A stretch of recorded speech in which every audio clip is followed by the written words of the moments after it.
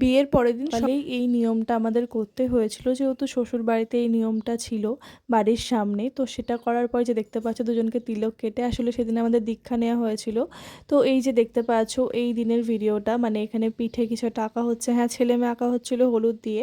আর এই নিয়মটা হচ্ছে যে আমাদের আগের দিনই করার কথা ছিল, কিন্তু যেহেতু সেদিন ওই নিয়মগুলো করতে করতে দুপুর হয়ে গেছিলো, তাই এটা আমাদের বউ ভাতের দিন সকালে করা হয়েছিল। পরে আমাদের দুজনাকে জল দিয়ে ভেজানো হয়, তারপরে যে যার মতন স্নান করে নিয়ে তারপরে আবার আমি বেনারসি পরেছিলাম আর ও পাঞ্জাবি পরে এসেছিল। এই খেলাটাকে কড়ি খেলা বলে, আর এই খেলাটা অনেক রকম ভাবেই খেলে। যেমন আমি এক মুঠো করে তুলে নিচ্ছিলাম আর ও ফেলছিল, তারপরে আমি যখন ফেললাম ও তুললো, এরকম ভাবে।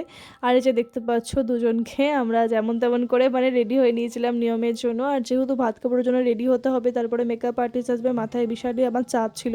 তো যাই হোক, এখানে বরণ করে নেওয়া হচ্ছিলো, দেখতেই পাচ্ছ। আর এই ছিল আমার শ্বশুরবাড়ির নিয়ম কারণ। খুব তাড়াতাড়ি নেক্সট ভিডিও নিয়ে আসছি। Tata, bye bye.